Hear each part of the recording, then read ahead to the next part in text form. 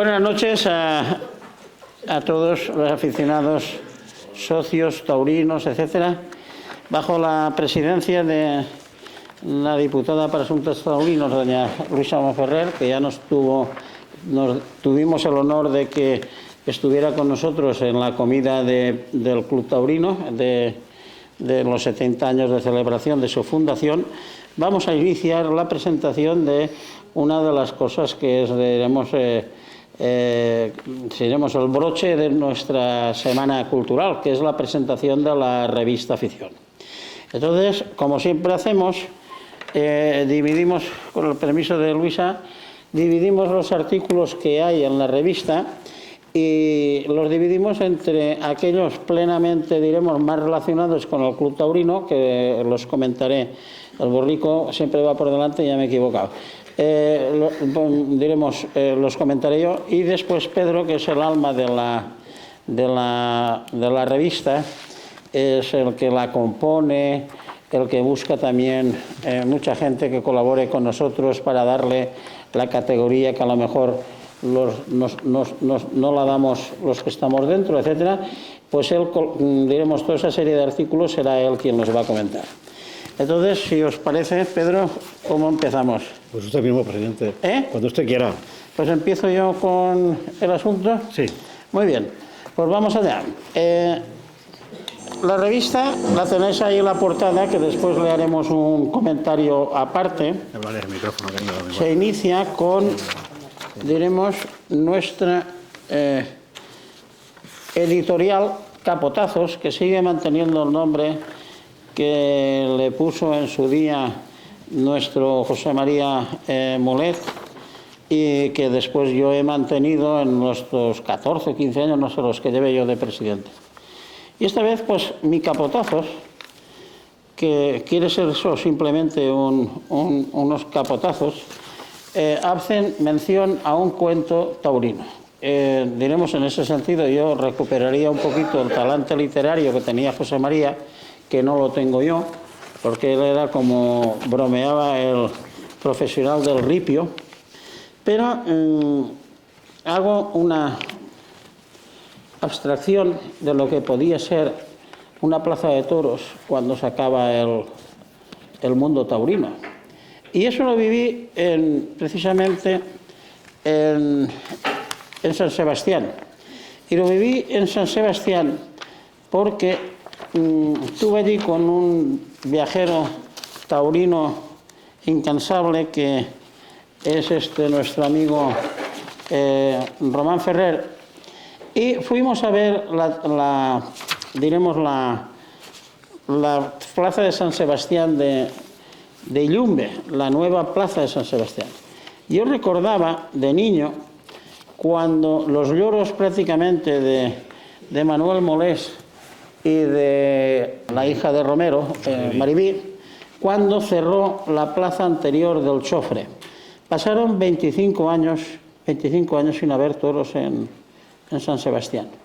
Hicieron una plaza extraordinaria, la plaza de Illumbe, que desde fuera la ves y es espectacular. Y Román me contaba, dice, esta plaça, Ramon, diu, això n'hi havia que veure en dia de festa. Tots els puestos de baix estaven plens, la gent estava en les begudes, estava en els balls, n'hi havia música, n'hi havia de tot. Y sin embargo, 3 años más tarde, cuando yo lo estaba viendo, estaba callada, estaba seria, estaba con desconchados, había un silencio enorme alrededor.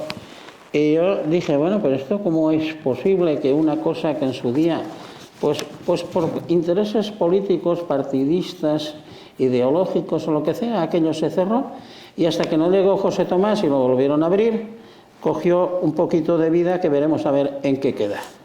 Bueno, pues con esa visión, en principio, yo he querido hacer este cuento taurino de Capotazos, para suponer qué es lo que pasará si algún día nuestra plaza de Castellón corriera el mismo destino y los castellonenses no fuéramos capaces de mantener aquello que desde 1873, si no me equivoco, 4 personas de Castellón, ciudadanos de Duna Cerviz, fueron capaces de hacer y unió la Comunidad Valenciana. Venían a los toros a través del ferrocarril desde Valencia a Castellón y desde Castellón a Valencia. Bueno, este es el cuento que esperemos que no ocurra.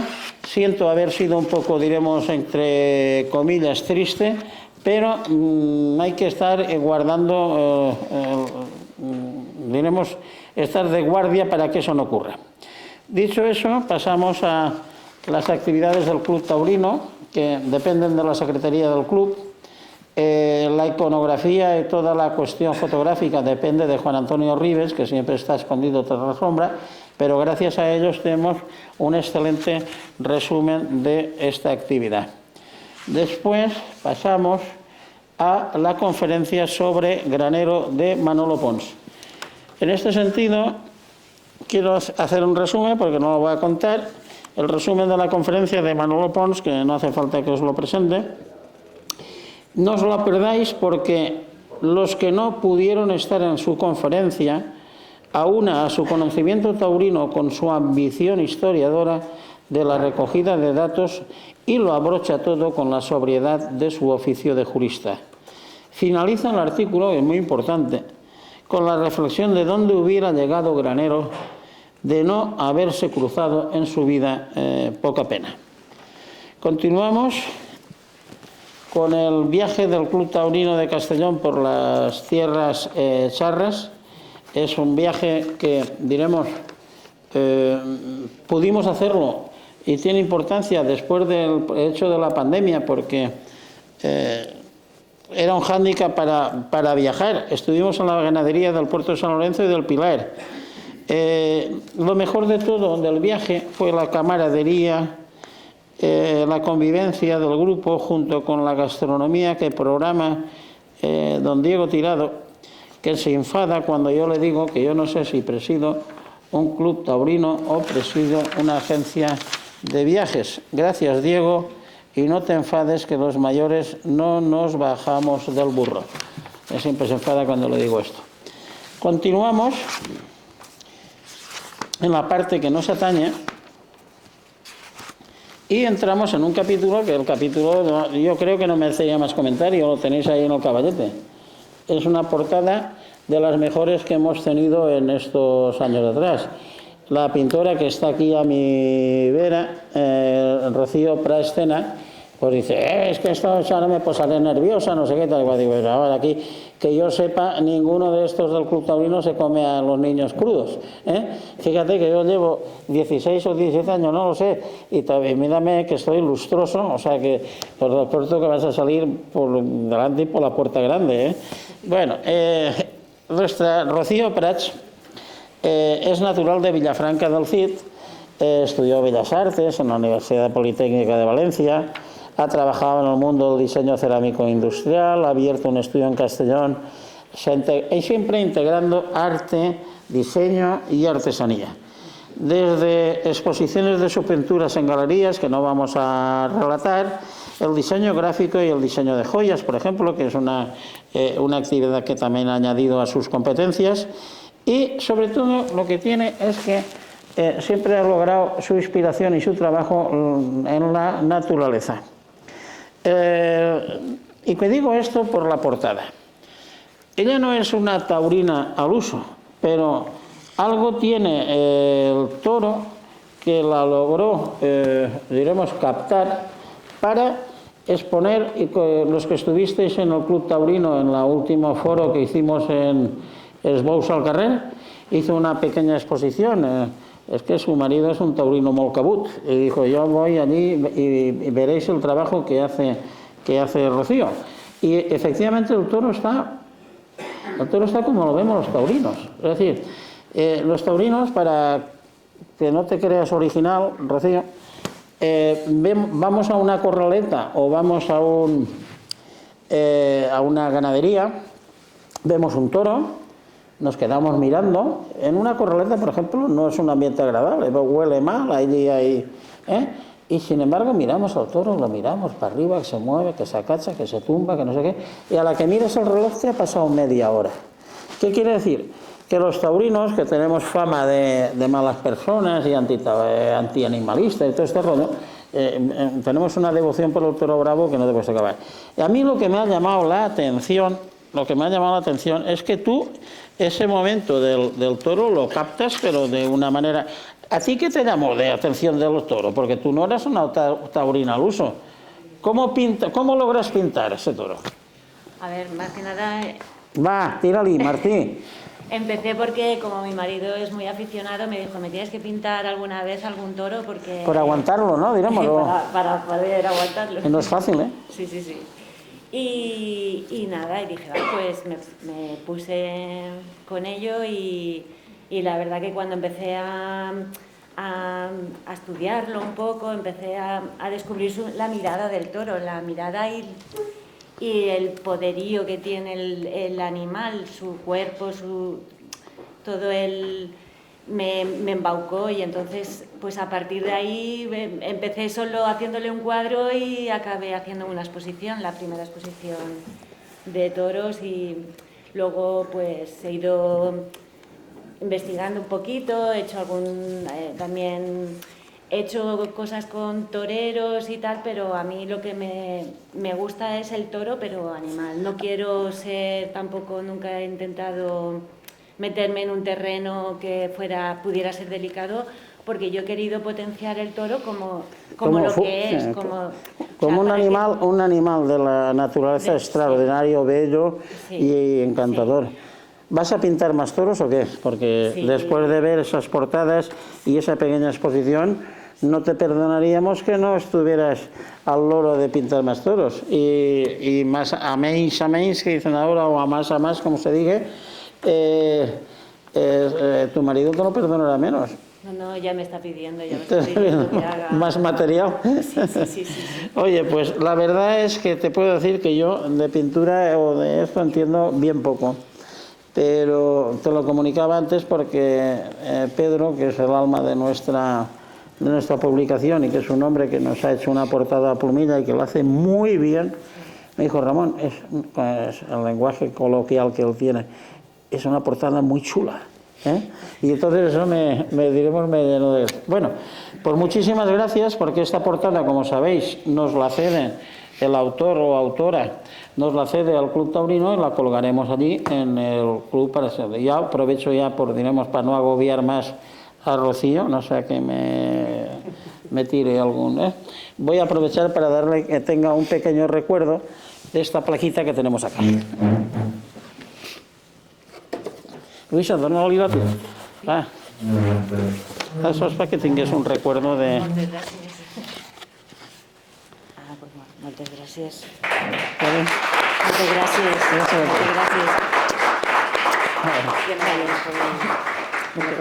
Gracias. Muy bien. Sigamos.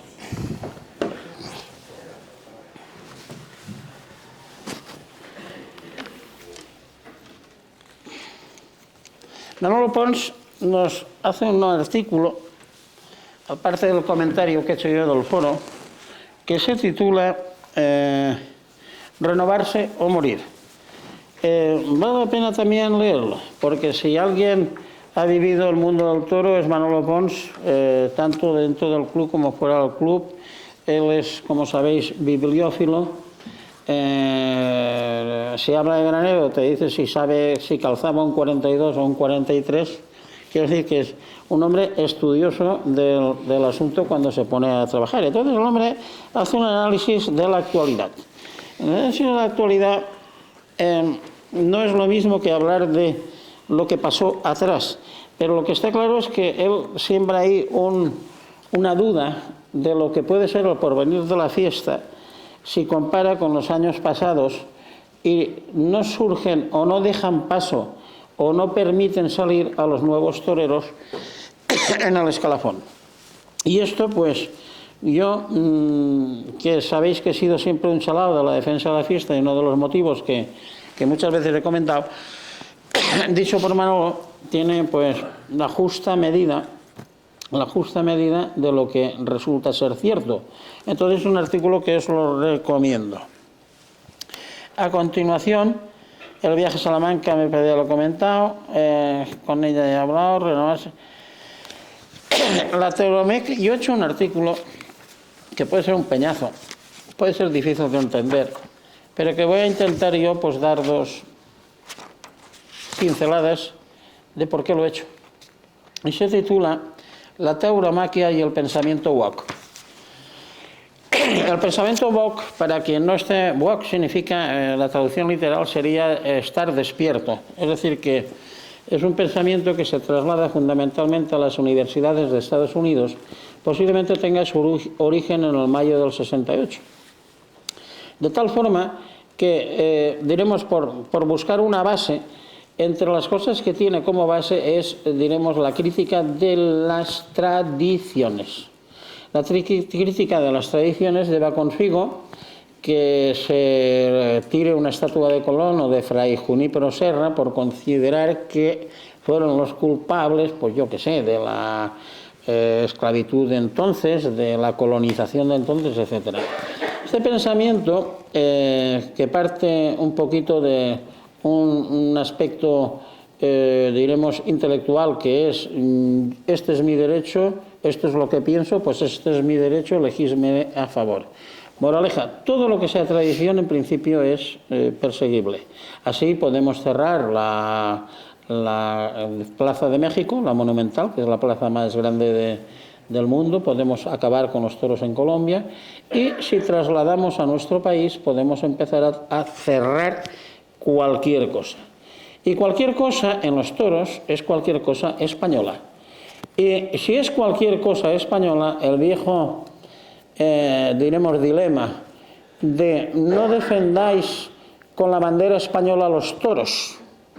No hace falta, porque los toros es una cosa exclusivamente cultural que puede estar no nos engañemos. Todo lo que sea tradición, y la historia nuestra es una tradición, y la historia nuestra tiene una tradición española, pues los toros hemos de defenderlos.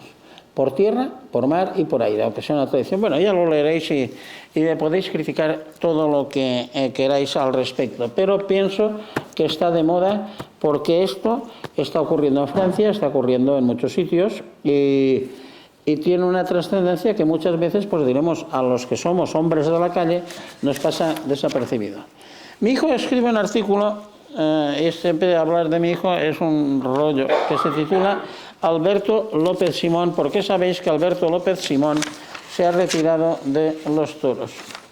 Y entonces hace un artículo, como lo hace él, que tiene una pluma mucho más fácil que la mía, y que subraya diversos aspectos que en general yo estoy de acuerdo con él y con algunos no lo estoy. Pero bueno, es un artículo denso, pero es un artículo muy curioso y a estudiar. Lo que está claro es que Alberto ha sido un torero, si no vuelve, porque los toreros sabéis que tienen la costumbre de volver. Ha sido un torero que ha estado arriba y que ha tenido ahora una retirada, pues diremos un poquito por la puerta de atrás, porque no ha dado ruido. Pero si cabe, si decimos que se torea como se es, Alberto siempre fue un torero de mucha sensibilidad, muy sensible, y que el que sabe ver más allá de poner la muleta y cómo se torea el toro y busca la comunicación del torero, demuestra la sensibilidad que él en su día tuvo. Y yo contaré solo dos anécdotas. Estábamos en Azpeitia, que no ahí es nada, en Azpeitia, y toreaba Alberto.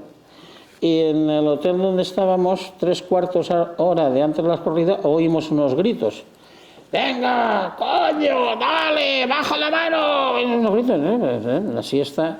Yo veo la hora, faltan 3/4 de hora para empezar la corrida. Digo, esta criatura, a ver si me he equivocado yo de hora y en lugar de las 5, pues vamos a poner las 6, es a las 7.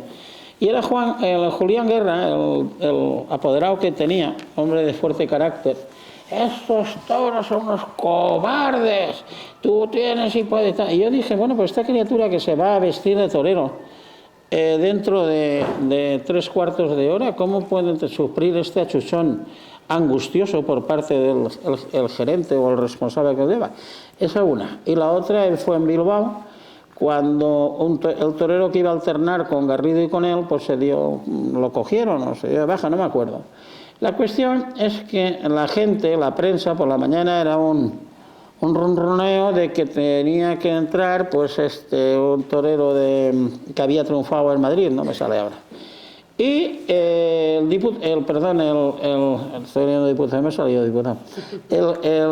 apoderado decidió en principio que se hiciera un mano a mano. Total, que aquello motivó una gran discusión, se mentalizó por lo visto la gente en Bilbao, y cuando fuimos a la plaza se abre el paseillo y un torero de prestigio, un torero con caos tal, se encuentra con que le pegan una bronca que yo no he oído de las más grandes, chillidos por aquí, chillidos por allá, y el chiquillo, porque claro, para mi edad es un chiquillo, se vio aquello y dijo, pero aquí ¿qué pasa? Y de ahí pasó, después de recibir o antes de recibir el toro, a sentarse en el estribo llorando, con una crisis de ansiedad que, claro, la mayoría de allí que eran no sabían de qué iba aquello, no saben lo que es una crisis de ansiedad. Yo profesionalmente he visto muchísimas y vi lo que es la grandeza, pero al mismo tiempo lo gran injusto que es el toreo con las personas que además han derramado sangre como López Simón.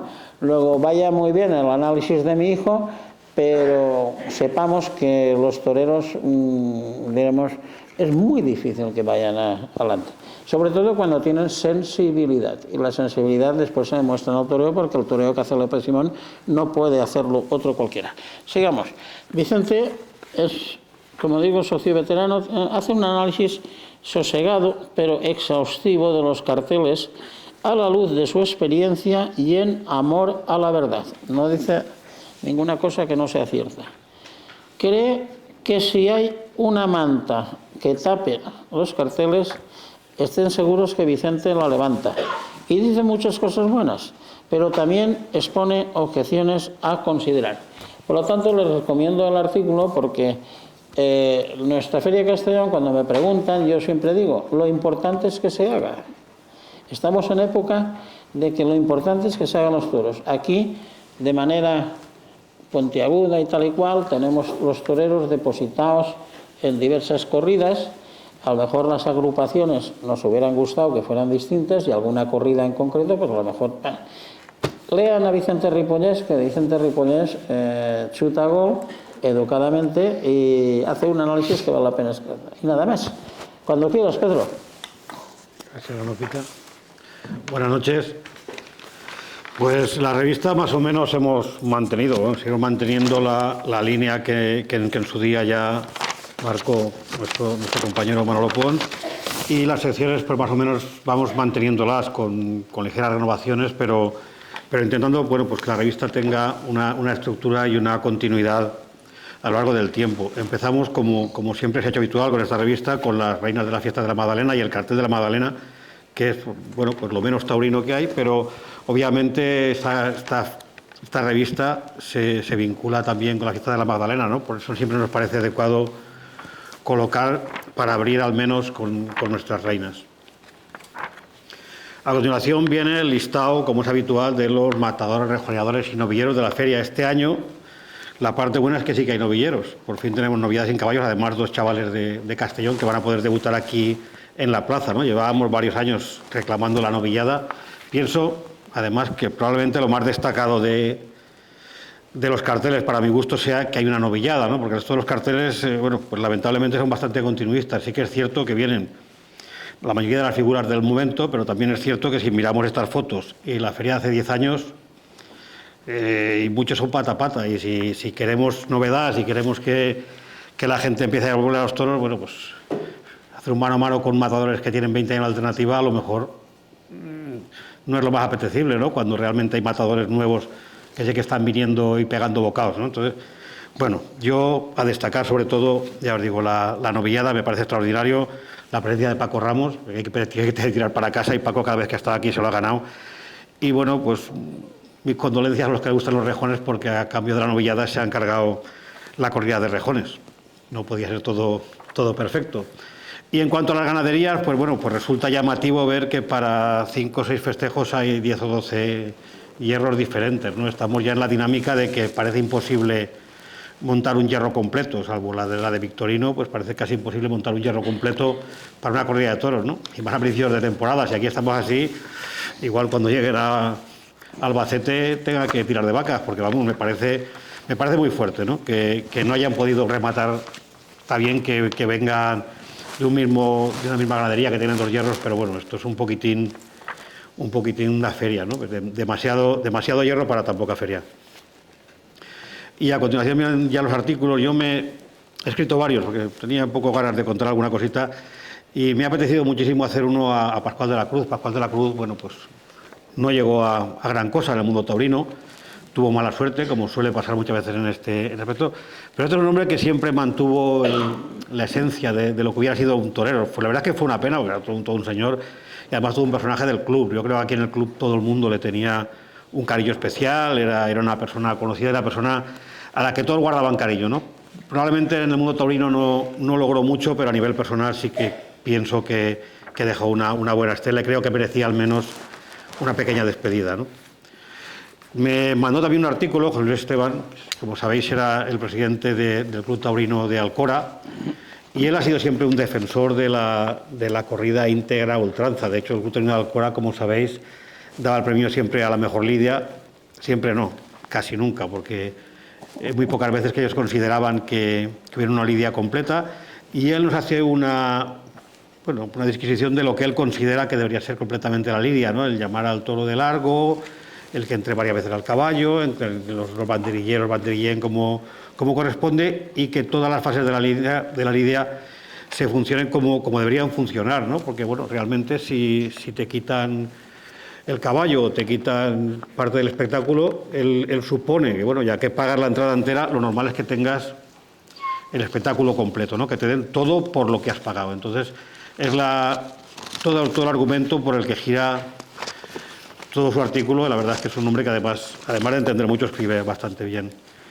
Luego nos mandó un artículo Mariano Aguirre, que como sabéis es el presidente de la Real Federación Taurina de España, y bueno, es un artículo que lo comienza a raíz del último viaje que estuvo aquí en Castellón, en el que comió con Ramón y conmigo, y él habla de los toreros de arte, y bueno, aquello, la verdad es que tuvimos una discusión, un cambio de opiniones sobre lo que nosotros considerábamos toreros de arte y lo que considera toreros de arte o toreros con importancia un aficionado de Madrid, ¿no? Al final, como natural, no nos pusimos de acuerdo, cada uno seguimos con nuestra razón, pero bueno, él al menos se vino un poco a reconocer, bueno, por la importancia de toreros como Morante de la Puerta, que esa tarde estuvo sensacional, ¿no? Nosotros también nos tuvimos que dar un poco la razón, porque sabes que a uno de Madrid también hay que darle la razón un poco a lo suyo, pero bueno, a raíz de eso él cuenta un poquitín lo que él considera que es un torero, cómo debe funcionar, y la importancia de los toreros de arte, y sobre todo la importancia de un torero como Morante, que siendo un torero de arte ha sido capaz de tirar del escalafón el año pasado, ¿no? Eso prácticamente no se había dado nunca y tiene su importancia.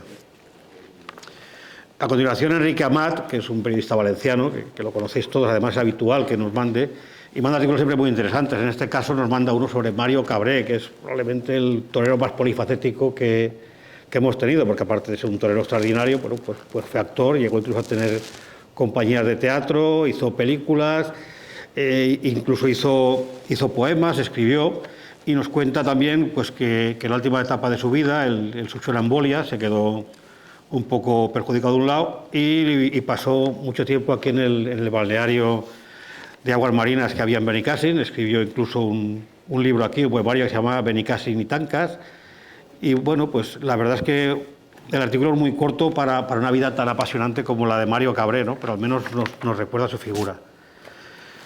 Luego yo quería haber hecho un artículo un poquitín más largo, os lo confieso, sobre la Plaza del Pan y de les Creus, porque pienso que es el gran olvidado de aquí de Castellón. Tú vas a Madrid, por ejemplo, y en la Puerta del Sol, bueno, aquí estaba la antigua plaza, había una placa enorme, ¿no? Aquí, de esta placita que ya nació gafada, prácticamente no se acuerda nadie. Al final, bueno, pues he tirado un poco de hemeroteca y he podido hacer un artículo, por lo menos para rescatar la memoria. Si me da tiempo, para el año que viene haré una cosa bastante más extensa.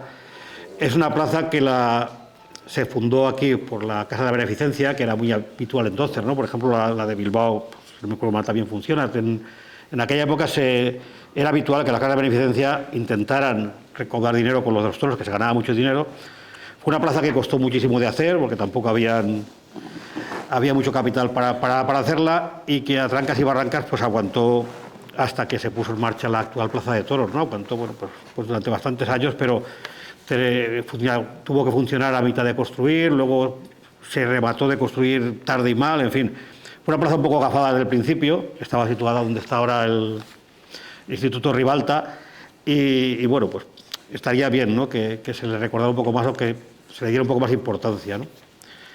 Carlos Bueno, también otro periodista valenciano, él hace una visión de lo que él cree que puede ser el 2023 y está muy en la consonancia de lo que han comentado ya y de lo que seguimos comentando, ¿no? Que bueno, pues 2023 tiene el atractivo de toreros como Rocarrey o como Tomás Rufo que están abriendo.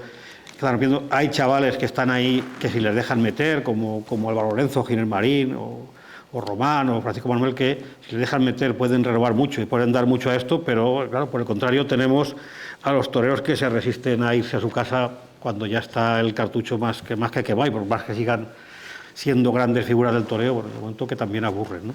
Entonces él pivota un poco el artículo en este aspecto, ¿no? Que el 2023 ilusionante y preocupante. Luego otro artículo que he hecho yo es sobre el catálogo de litografía Ortega, y esto ya me viene por la parte profesional. Bueno, litografía Ortega, sabéis que bueno, con diferentes cambios de nombre y con diferentes ubicaciones, fue la imprenta taurina por excelencia durante más de 100 años, ¿no? Durante todo el siglo pasado, cualquier cartel que veías por ahí era de litografía Ortega, y bueno, pues con los carteles de Juan Reus o de Cos Estrens, de Rolando Llopis, pues eran además los carteles muy fáciles de reconocer. Tú ves cualquier cartel ahora y sabes que es un cartel de litografía Ortega. Pues litografía Ortega publicaba cada año un catálogo.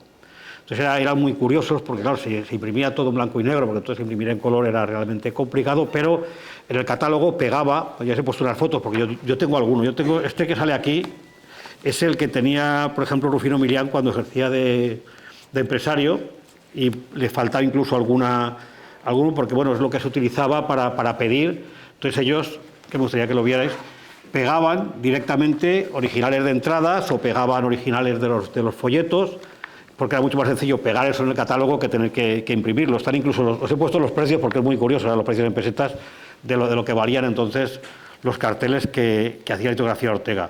Desapareció litografía Ortega ya, liquidó todo su existencial. Siguen haciendo carteles los sucesores, pero bueno, ya ahora ya hay, es otra historia, ahora se puede imprimir mucho más fácil y ya no tiene esa importancia, pero sobre todo litografía Ortega marcó una época y dio probablemente los mejores cartelistas que han habido en este aspecto, ¿no? Luego he hecho otro artículo sobre la escuela taurina. La escuela taurina, sabéis que yo estuve bastante vinculado durante mucho tiempo, incluso el logotipo se lo hice yo cuando la escuela empezó, y bueno, luego ya cuando me desvinculé lo he seguido bastante de cerca desde la barrera, porque bueno, pienso que es un proyecto en el que muchos pusimos muchísima ilusión, ¿no? La escuela ha cumplido 25 años, pienso que es algo que deberíamos alegrarnos todos, y es una pena que nos haya, no sé, pienso que toda la sociedad castellonense debería haber celebrado, la sociedad taurina, me entiendo, haber celebrado un poquitín más, porque bueno, son una efeméride importante, y pienso que la escuela ha dado cosas importantísimas, ¿no? Desde que empezó con Rufino Milián y José María Alcambo, que fueron los que realmente la pusieron en marcha, hicieron un trabajo sensacional, y bueno, la verdad es que ha continuado la escuela, ahora está nuestra diputada al frente de ella, enhorabuena por los 25 años, y esperemos que tenga 25 más. La verdad es que, bueno, ese es un artículo que, os voy a decir, lo he hecho con todo el corazón. Aquí no he tirado de biblioteca, he tirado de recuerdos propios. Probablemente me haya dejado alguna cosa y probablemente haya exagerado con alguna otra, pero lo cierto es que pienso que era una efeméride importantísima. Luego, ya hace 2 o 3 años, comencé a poner los carteles, porque pienso que los carteles de la temporada marcan un poquitín también el recuerdo de lo que ha sido, y como es habitual, sigue pivotando entre la Magdalena y la escuela taurina. Este año tuvimos la feria de San Joan y San Pere. Pienso que lamentablemente este año no la tendremos porque no terminó de cuajar la asistencia de personas. Pienso que perdimos una oportunidad de oro en Castellón de alargar un poco la temporada, de tener ese otro punto que no fuera solamente la Magdalena.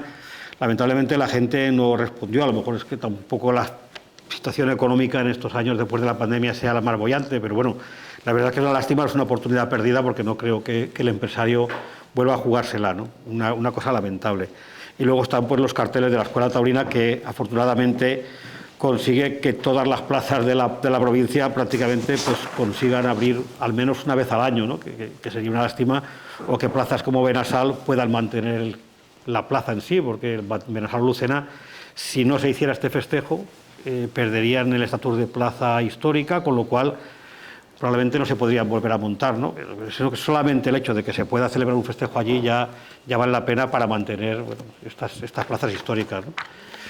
Luego vienen, bueno, pues todos los festejos. Este año tenemos alguno más, hasta 16 festejos, entre lo de la escuela y lo que se hizo en verano. Bueno, pues al final tuvimos una temporada que, bueno, podía haber sido bastante mejor. Lamentablemente Vinaroz no hay manera de que despegue ni que tengamos absolutamente nada, pero bueno, es lo que hay, ¿no? Ya llegarán tiempos mejores, esperemos.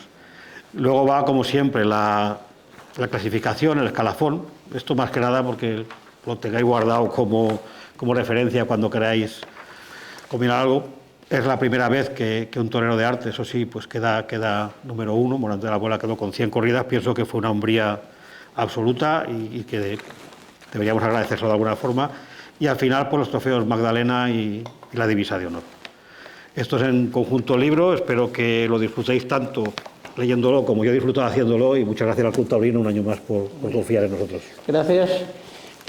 Antes de dar paso a Luisa, a nuestra diputada Luisa Monferrer, para que cierre el acto, recordaros que mañana tenemos la entrega aquí en este mismo local a Tomás Rufo, Resino, ¿sí? Es que hay que nombrar también el apellido de la madre donde está la casta, es decir, que los taurinos. Entregarle el trofeo de Magdalena, el último que tuvo, que es un trofeo que yo creo que fuimos los castellonenses los primeros que dimos a Rufo. Lo vimos, sabíamos que llevaba dentro, aunque no estemos en la Wikipedia, como diré mañana, que es posiblemente que a lo mejor eso nos honra en lugar de deshonrarnos, pero estaremos aquí. No sé si estará con nosotros Pepe. Si puede, estará con nosotros un gran aficionado como es nuestro presidente de la Diputación, Pepe Martí, y estará también nuestra reina de las fiestas, con lo cual ya le damos un brochazo a esto de aire magdalenero, y por supuesto creo que Luisa también estará, ¿no?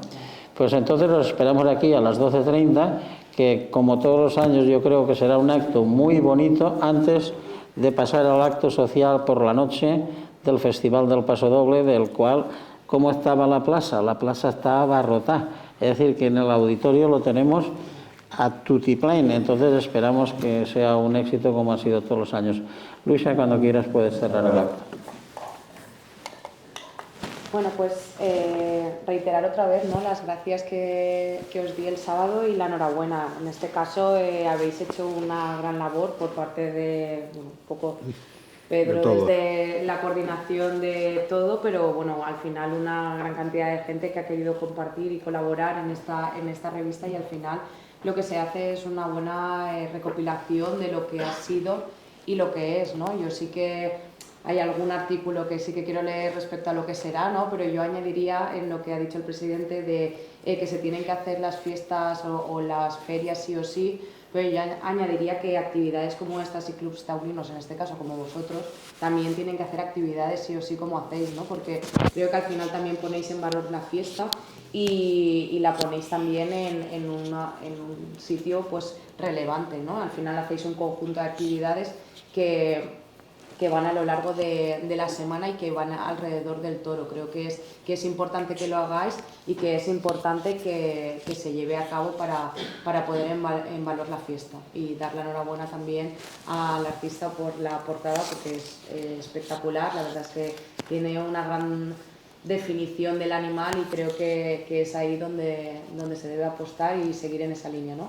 Tanto, bueno, en este caso la autora, pero también el presidente y en conjunto toda la asociación, y daros una vez más la enhorabuena y sobre todo las gracias. Muchas gracias, como siempre.